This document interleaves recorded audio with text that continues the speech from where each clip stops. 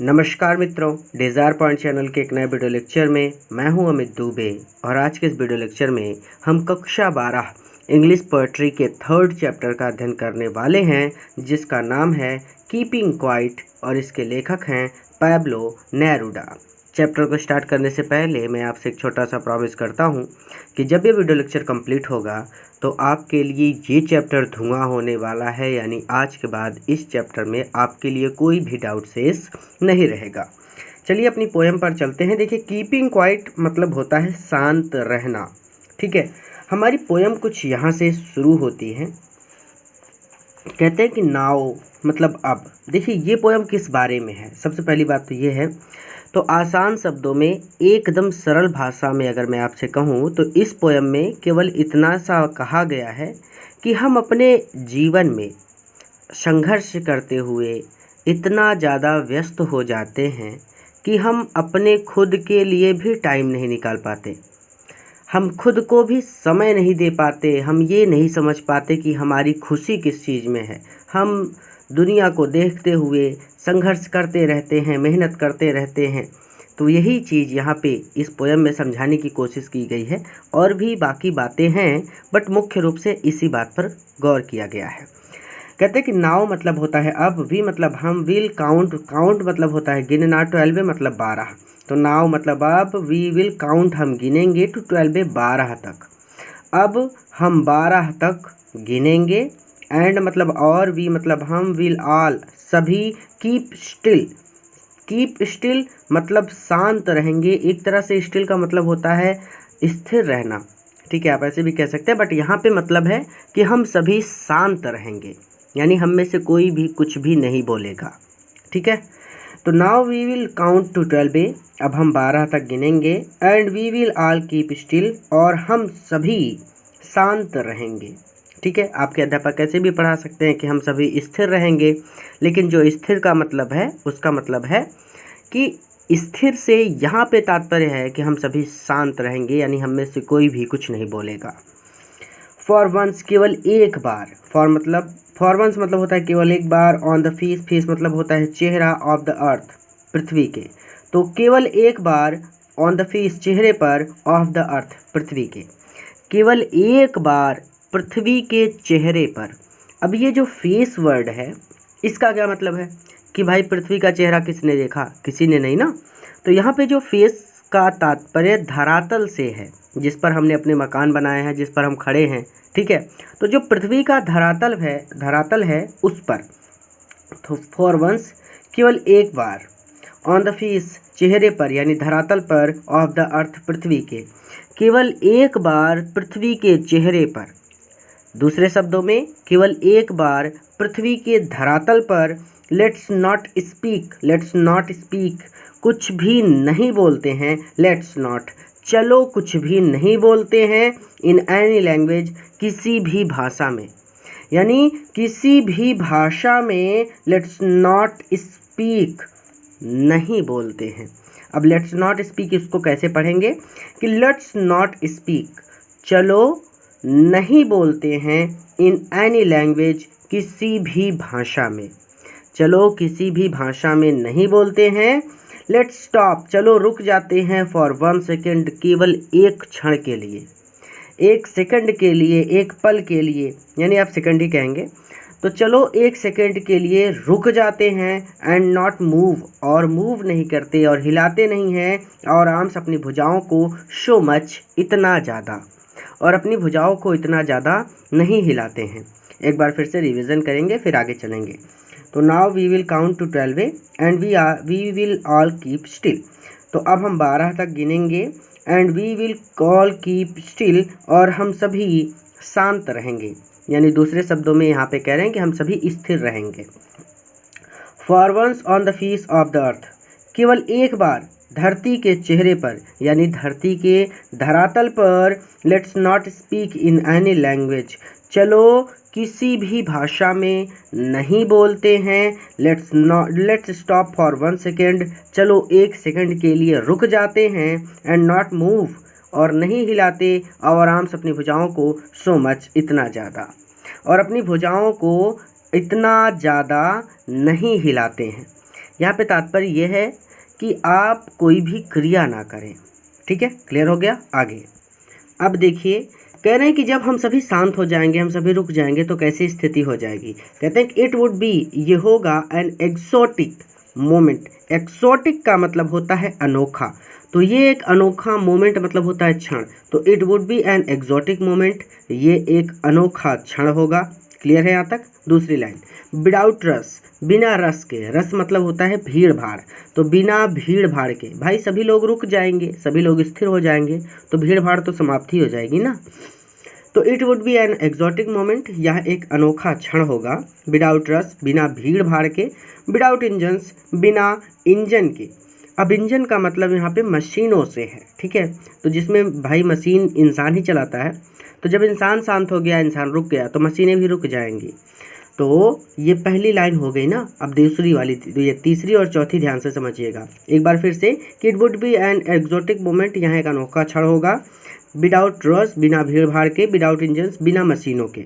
ठीक है, अब नीचे की दोनों लाइनों का मतलब समझिए। तो कहते हैं कि वी वुड ऑल, हम सभी भी टुगेदर, एक साथ होंगे, हम सभी एक साथ होंगे। इन अ सडन, सडन, सडन का मतलब होता है आकस्मिक या फिर एकदम। आपकी बुक में हिंदी दी गई है, आप देख सकते हैं वर्ड मीनिंग में। यहाँ पे ये जो हिंदी बुक में लिखे उसका सहारा बिल्कुल भी मत लीजिएगा, नहीं तो हर बार भूल जाएंगे, आप कभी नहीं पढ़ पाएंगे। सडन मतलब होता है एट वंस, आकस्मिक या एकदम। स्ट्रेंजनेस मतलब होता है अनयूजुअल, सरप्राइजिंग, अनोखा या विलक्षण। सरप्राइज देखा है आपने ना, तो वो चीज़। अब देखिए ध्यान से समझिएगा, ध्यान से इसलिए समझा रहा हूँ क्योंकि बच्चे बहुत गलती करते हैं यहाँ पे। तो we would all be together, हम सभी एक साथ होंगे। इन अ सडन, इस अचानक। स्ट्रेंजनेस, अनोखे या फिर इस आकस्मिक अनोखे क्षण में हम सभी ऑल बी टुगेदर, एक साथ होंगे। क्लियर है कि we would be all together, हम सभी एक साथ होंगे। इन अ सडन स्ट्रेंजनेस, इस अनोखे क्षण में, अचानक अनोखे क्षण में। ठीक है, तो इस अचानक अनोखे क्षण में, सडन का मतलब अचानक, स्ट्रेंजनेस मतलब होता है अनोखा क्षण।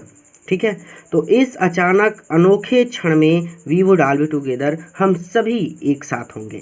क्लियर हो गया। आगे कहते हैं कि फिशरमैन, जो फिशरमैन है, जो मछुआरा है, इन द कोल्ड सी। अब देखिए जो कोल्ड सी है, यहाँ पे दो तात्पर्य हैं। कोल्ड मतलब होता है ठंडा, लेकिन यहाँ पे तात्पर्य है गहरे सागर से।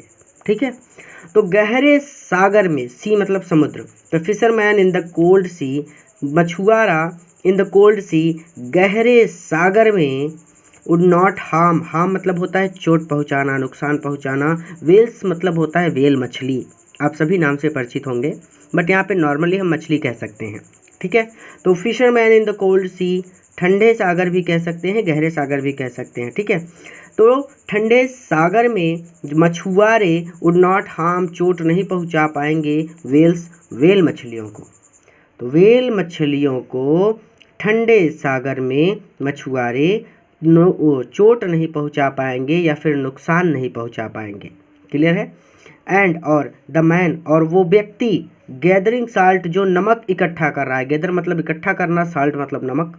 तो एंड द मैन, और वह व्यक्ति, गैदरिंग साल्ट, जो नमक इकट्ठा कर रहा है, वुड लुक, देख सकेगा, एट हीज, अपने, हर्ट, घायल, हैंड्स, हाथों को, अपने घायल हाथों को देख सकेगा। नमक इकट्ठा करते समय उनके हाथों में बहुत सारी चोट लग जाती है, तो जब वो थोड़ी देर के लिए रुकेगा तो उसको अपने हाथों में दर्द का एहसास होगा, और वो अपनी हाथों में देखेगा तो उससे पता चलेगा कि उसके हाथों में चोट लग गई है नमक इकट्ठा करते करते।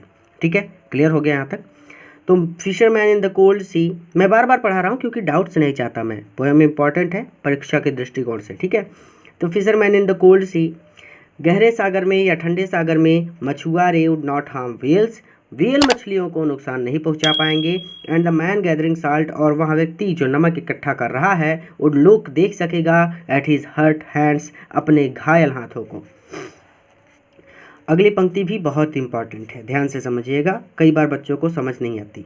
तो दोज, वो लोग, हु, जो, प्रिपेयर, तैयारी कर रहे हैं, ग्रीन वॉर्स, ग्रीन मतलब होता है हरा यानी कि हरित, वॉर मतलब होता है युद्ध, तो हरित युद्ध। क्लियर हो गया। तो दोज हु प्रिपेयर, दोज वो लोग, हु जो, प्रिपेयर मतलब तैयारी कर रहे हैं, ग्रीन मतलब हरित, वॉर्स मतलब युद्ध, वो लोग जो हरित युद्ध की तैयारी करते हैं या फिर हरित युद्ध की तैयारी कर रहे हैं। ठीक है, आप करते हैं बोलिएगा। ठीक है, तो those who prepare green Wars, वो लोग जो हरित युद्ध की तैयारी करते हैं अर्थात प्राकृतिक रूप से युद्ध करते हैं। वॉर्स विथ गैस, गैस के साथ युद्ध करते हैं। बहुत सारी गैस ऐसी है जिसे केवल सुंघा दिया जाए लोगों को तो क्षण पे ही उसकी मृत्यु हो जाए ना, तो ऐसी आप सभी, चलिए वो हमारा टॉपिक नहीं है, वॉर हमारा टॉपिक नहीं, हमारा टॉपिक है चैप्टर। तो वॉर्स विथ गैस, गैस के साथ युद्ध करते हैं। विथ मतलब होता है साथ, गैस मतलब गैस, वॉर वॉर मतलब होता है युद्ध। तो गैस के साथ युद्ध करते हैं यानी गैस से युद्ध करते हैं। वॉर्स विथ फायर, आग से युद्ध करते हैं या फिर आग के साथ युद्ध करते हैं। जैसे गोला बारूद वो दागा जाता है तो आग ही तो निकलती है उससे ना। तो ये दोनों लाइनें क्लियर हो गई कि those who prepare green Wars, वो लोग जो हरित युद्ध की तैयारी करते हैं।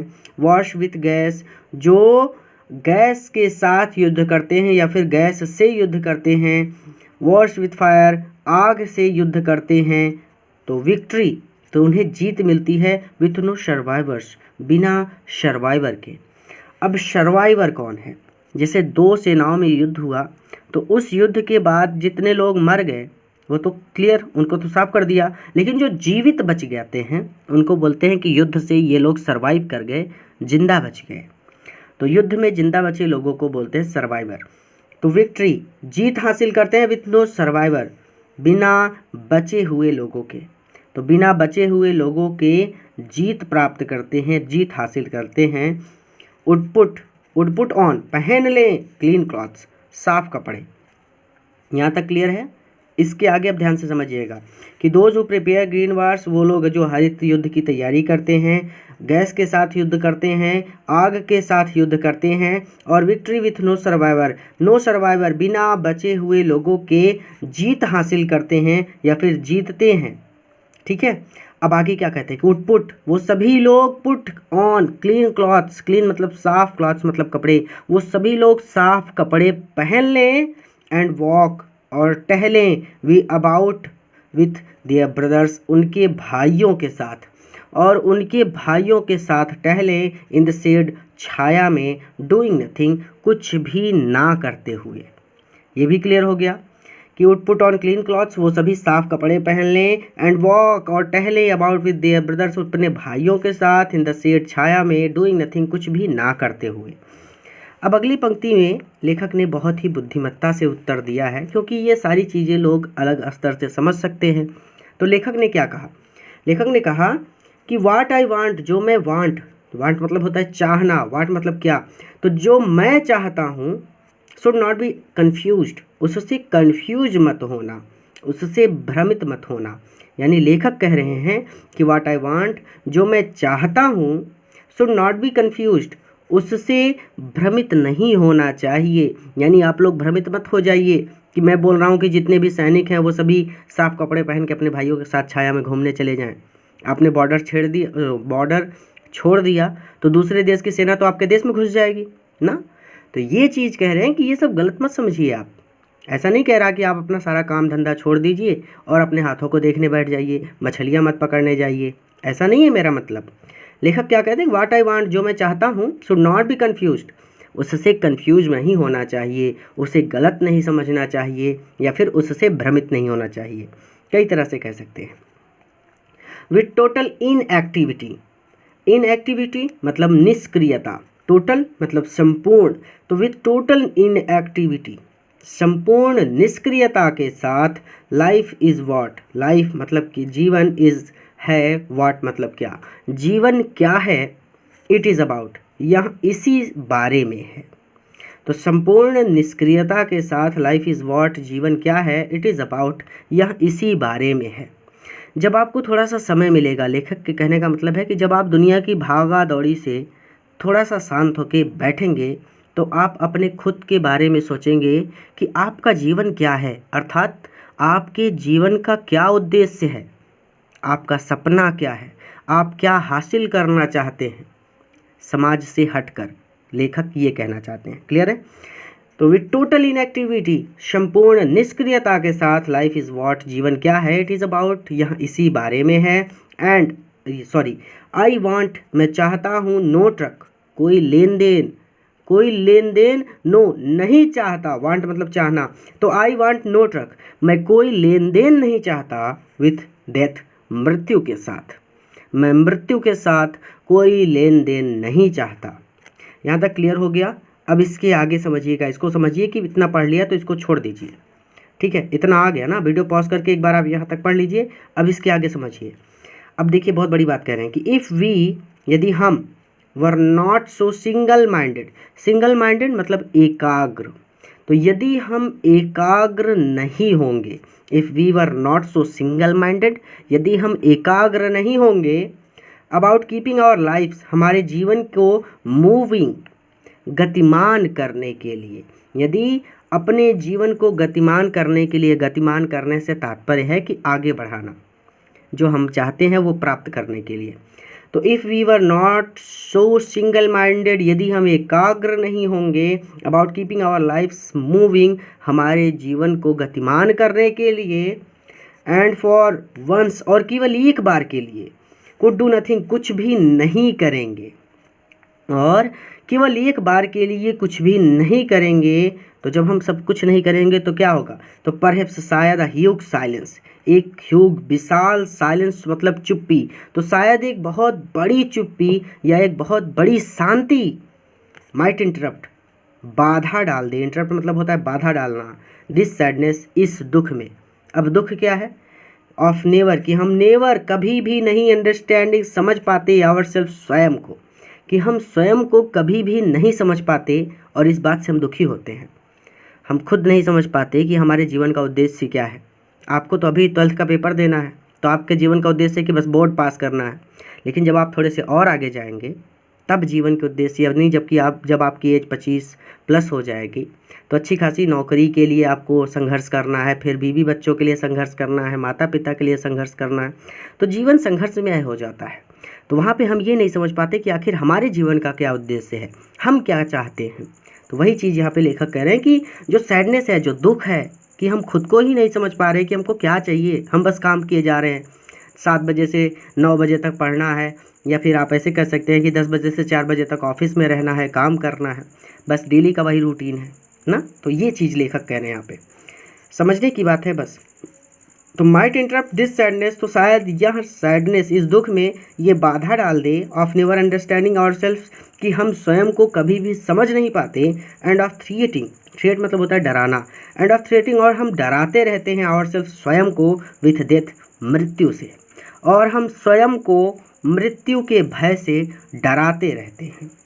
फिर से एक बार आप पढ़ लीजिए इसको, क्योंकि यहाँ पे कोई लेन देन में भी नहीं चाहता कि what I want should not be confuse, जो भी मैं चाहता हूँ उससे भ्रमित नहीं होना चाहिए, विथ टोटल इनएक्टिविटी, संपूर्ण निष्क्रियता के साथ, लाइफ इज़ व्हाट, जीवन क्या है, इट इज़ अबाउट, यहाँ इसी बारे में है, I want no truck with death, मैं मृत्यु के साथ कोई लेन देन नहीं चाहता, if we were not so single minded, यदि हम सभी एकाग्र नहीं होंगे, about keeping our lives moving, हमारे जीवन को गतिमान करने के लिए, and for once could do nothing, और फॉर वंस, और केवल एक बार, कुड डू नथिंग, कुछ भी नहीं करेंगे, तो परहैप्स शायद ह्यूग साइलेंस, एक विशाल चुप्पी, माइट इंटरप्ट बाधा डाल दे, दिस सैडनेस, इस दुख में, ऑफ नेवर, की हम कभी भी अंडरस्टैंड नहीं समझ पाते आवर सेल्फ स्वयं को, एंड ऑफ क्रिएटिंग, और डराते रहते हैं आवर सेल्फ स्वयं को, विद डेथ मृत्यु से।